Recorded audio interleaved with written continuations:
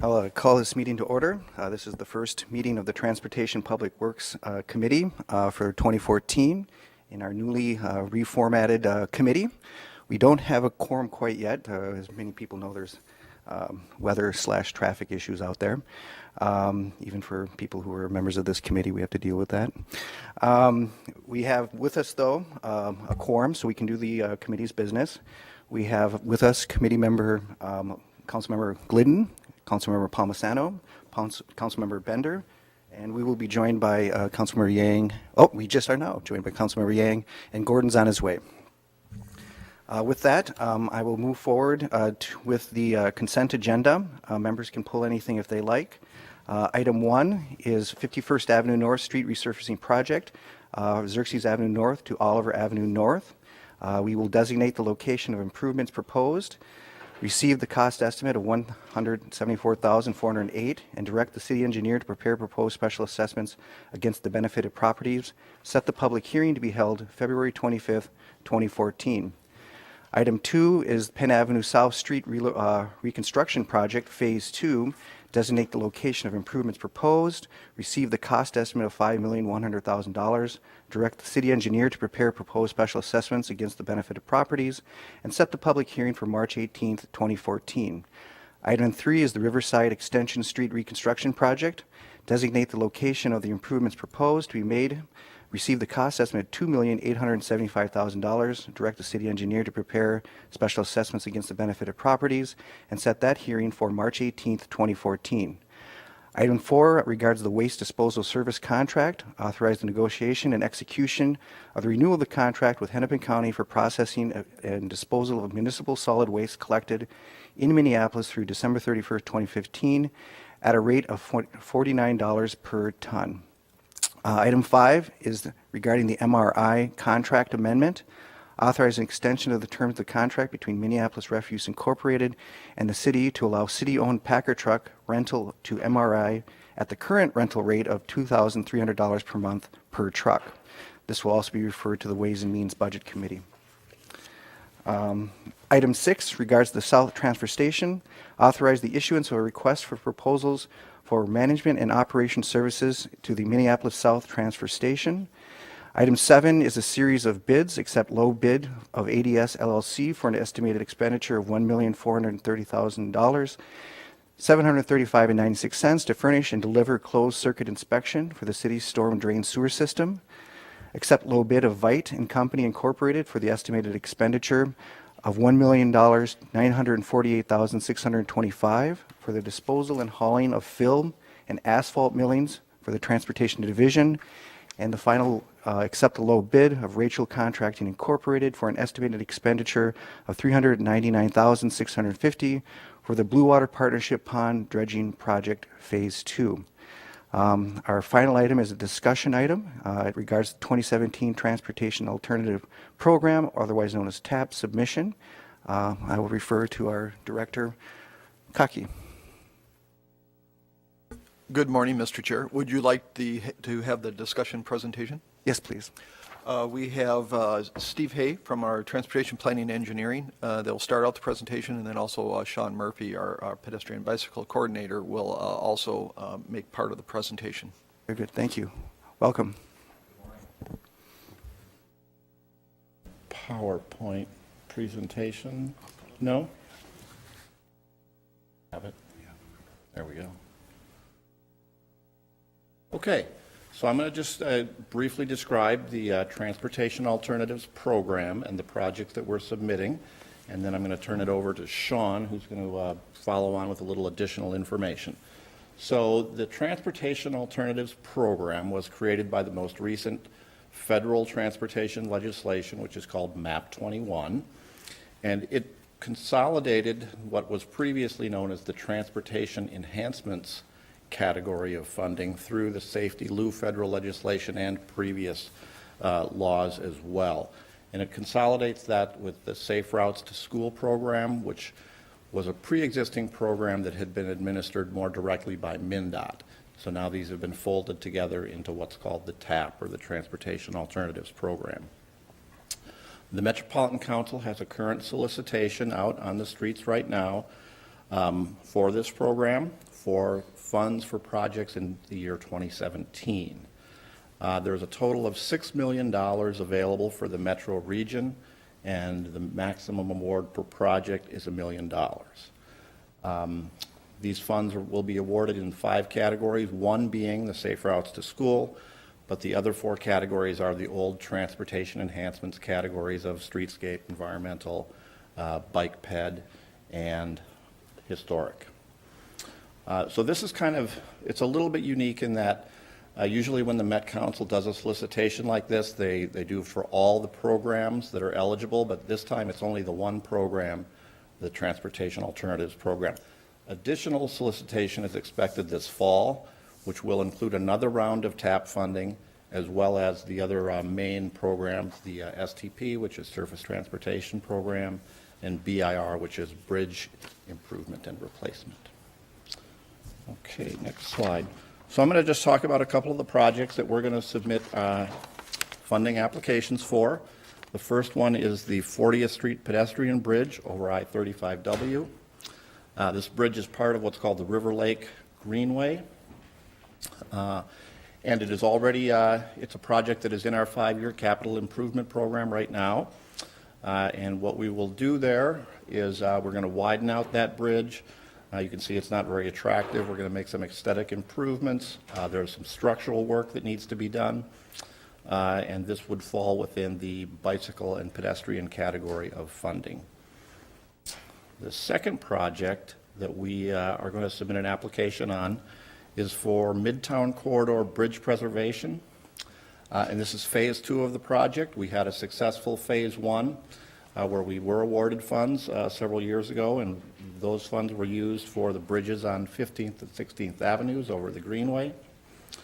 So we are going to be applying for funds for this phase 2 of this project, and an additional couple of bridges would be rehabilitated. And this project would fall in the historic archaeological category, which is a category that they don't usually get a lot of applications for, so we think we may have a decent chance of getting funded through this one. And with that, I'm going to turn things over to Sean. He's going to talk about a couple of additional projects. Thank you, Steve. Mr. Chair and committee members, my name is Sean Murphy. I'm the pedestrian and bicycle coordinator for the Public Works Department for the City of Minneapolis. I'm going to pick it up where Steve left off with the third project that we're recommending for this program to apply for a grant, and that is West 36th Street.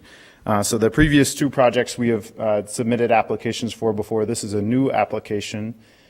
This builds a sidewalk and a protected bikeway next to Lakewood Cemetery. As you can see on this map, West 36th Street is highlighted with a red dashed line. So you can see the project area there. This would be the second phase of an existing bike and pedestrian project, which is scheduled to be built this year in 2014. And to come up with this project, this additional project that hasn't been applied for before, we examined 20 projects from the bicycle and pedestrian master plans. And this project rose to the top, especially because we've done a lot of preparatory work with the community. There are a lot of really good projects in our pedestrian master plan and our bicycle master plan. So we looked all over the city, and this one really rose to the top because we've had several community meetings with folks about this. We know that our existing funding that we have isn't sufficient to cover what we would like to do in the future. Namely, we are planning on doing more temporary nature of pilot improvements on 36th Street to separate the bikes and the pedestrians from cars. And we'd like to make those permanent. That's one thing we've heard through the community process, that people would be more comfortable with that. I'm going to talk just briefly about the Safe Routes to School program. This gets a little bit confusing only because there are 2 solicitations that came out simultaneously. Everything's due on January 31st. So the 2 solicitations, the first one is for the years 2015 and 2016, so next year and the year after. This funding is being allocated by MnDOT. There's $4 million available. And then the second pot is similar to the pot that Steve was just talking about. It's actually part of that Transportation Alternatives Program. This is looking out into 2017. And this funding is allocated by the Met Council, as Steve had mentioned before. So some of this is a little bit of a repeat, but I'm just distinguishing the two Safe Routes to School pots here. And as Steve mentioned, $6 million is available here. And there are categories such as bike and pedestrian and historic, which those other projects fall under, but there's also a Safe Routes to School category that we can apply for as well. So we wanted to put Safe Routes to School projects forward in this area as well. So when we were thinking about which projects we wanted to recommend to go forward with, we looked at the Safe Routes to School projects, which we have been working on for the past 6 to 7 years. So this map shows colored dots all over the city where the city has made investments either through federal grants or through local dollars in making safety improvements for children crossing streets and going to school and back home. So the colored dots you'll notice overlap with light gray dots showing where the schools are all around the city. So there are a lot of schools that haven't been reached obviously yet. Sometimes you'll notice that the colored dots aren't right on top of a school, and that's only because sometimes the improvements are made a few blocks away because that's along the route that kids oftentimes take back and forth to the school. So say they'll be crossing a busy street and the busy street is 3 blocks away from the school. So that's why the colored dot would be a little further away. So the size of the dot also indicates the amount of funding that has been either there's a project that's been implemented there or it's in the planning phases and has not been implemented yet. So the orange dot is an example, Lucy Laney School in North Minneapolis. It's at the intersection of Penn and 33rd Avenue. We received last year, we came to the council and recommended going forward with a grant application there for $296,000. We did receive that grant. We're in the planning phases and we're expecting that that will be implemented later this year. The other thing we looked at when coming up with ideas for these projects is where is there the greatest potential for kids to be walking and biking to school. With some schools, there's a lot of kids clustered around the school. That's where they live. That's where they go to school. With other schools, there's a lot of busing or a lot of traveling, parents driving somewhere more of a long distance to take their kids to school. So you'll see the bigger dots are schools where more than 150 students at that school live within a half mile of the school itself. So what we did is we took a look, especially in the southeast quadrants of the city, where we did not have any projects move forward from the last set of projects that we proposed to the City Council last year. So last time when we came to City Council, we applied for funding for Lucy Laney, North Minneapolis, Waite Park in Northeast Minneapolis, Lindale School in Southwest Minneapolis, and Green Central School in Southeast Minneapolis. And the only location where we have not done any work is in the southeast quadrant of Minneapolis. So the Green Central application is where we have not done anything since that last time we approached the City Council about this topic. So we would like to resubmit that application because we think that was a very good one. There's actually closer to 250 students who live within a half mile of Green Central School, and that is the highest in the city. Even though it wasn't depicted quite that way on that map, it's definitely the highest. So this is in the central neighborhood.